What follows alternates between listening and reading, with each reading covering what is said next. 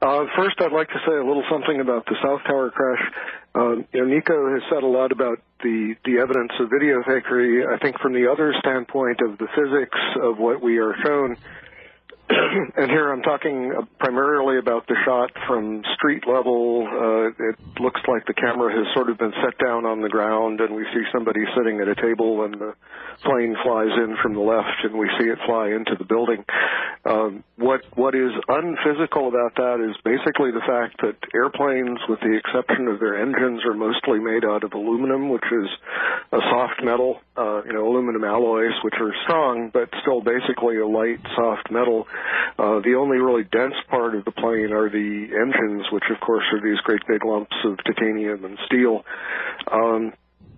So when something like that impacts the outer wall of one of the towers, which is basically an array of columns, almost a rectangular framework, and these are steel columns, which are quite substantial and a lot denser than the aluminum.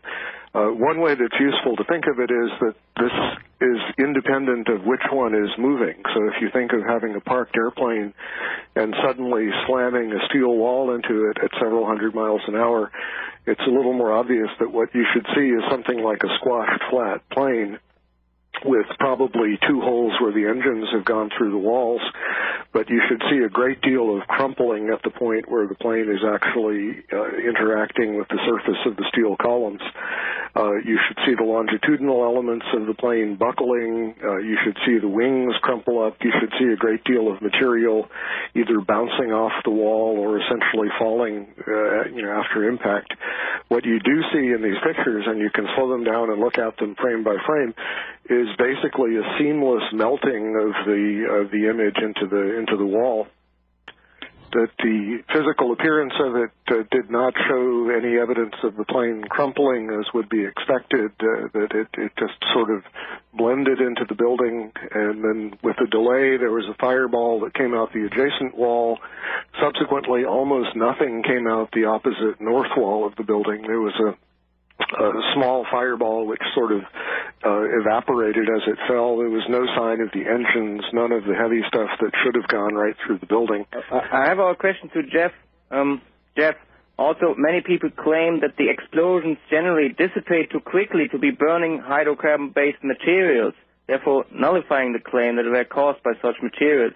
I would say that they certainly looked like typical Hollywood show explosions, which I don't think are generally done with hydrocarbon fuels. They did seem to, they were very spectacular. They burned very quickly. Usually with dispersed hydrocarbons, you expect to see very inefficient combustion. There should be kind of a mixture of yellow and orange and black flames and this sort of thing. So I think it probably was some kind of pyrotechnic and maybe something that was actually placed in the building. Planted, yeah. Mm-hmm. The other problematic thing about the evidence, which is public domain evidence that nobody's really bothered to put together, is that the dust particles themselves were extremely small to the point that even the measuring instruments that they had available on the scene were not able to detect most of them. There's some evidence that EPA deliberately avoided the use of their more sensitive instruments. There was a team from UC Davis with Tom Cahill, who's kind of been a pioneer in this type of measurement. And when they set up instruments, and unfortunately they didn't get there until October 2nd, and they measured till December 20th. But even at that point, the so-called pile, the remains of the building, was putting out large amounts of very small particulates. And these are the most toxic ones. And we're talking about things down in the range of below 2.5 microns. In fact, he found very high abundances of the finest particles that they look for, which are between 0.26 and 0.09 microns. And these things are small enough that they get all the way through the terminal bronchioles, into the alveoli of the lungs, into the bloodstream. And a very strange composition. The composition did not really reflect the overall composition of the pile. And these particles are so small that you can only really account for them if you were essentially vaporizing the materials, and they were condensing out of mist into these tiny little particles. but yet what you had there was a smoldering pile of rubble, which theoretically should have only been a few hundred degrees, but yet it continued to cook off these extremely fine particles, large amounts of what are called transition metals, which tend to be very toxic when they're inhaled in that way. And, again, the question of mechanism comes up. How are you producing this? And at the same time that these particles of metals, which have to be heated very hot to form a vapor, are being found, they're also finding very small particles of toxic organic materials, which would be destroyed by much lower temperatures. So there's something very peculiar going on in that pile that's generating all this stuff. But yet those measurements only started, almost 3 weeks after the fact. We have no measurements at all of the fine particles at the time. But we do know that essentially all of the concrete, gypsum, and glass in the building were converted to fine dust, fine meaning probably from 50 microns down, and a lot of it down in the very fine range of, say, 10 microns and below. And there's simply no mechanism, especially in a gravity fall where you have these concrete slabs just kind of thumping into one another. There's nothing in that process that can completely shatter a material. To create a dust, you basically have to break chemical bonds within a material. And the finer the particles, the more chemical bonds you have to break. So these very fine dust particles imply a very large energy input to do all of that work. There's no milling process or grinding or collision that would produce such extremely fine particles. Jeff, let me just ask you, do you think that this can all be explained with conventional explosives, or do we have to go into the area of exotic or new physical principles? Very briefly. Well, reluctantly, I have to go with the latter. I think that there is evidence that conventional explosives were used, but I think at another level of the operation there were also unconventional devices used. I don't have any inside information about the nature of these things, but there's some stuff on my website about something called the Spire, which was a part of the North Tower core that survived the initial collapse. And there's pretty good footage. In fact, there's some new footage from the Rick Siegel tape of it collapsing.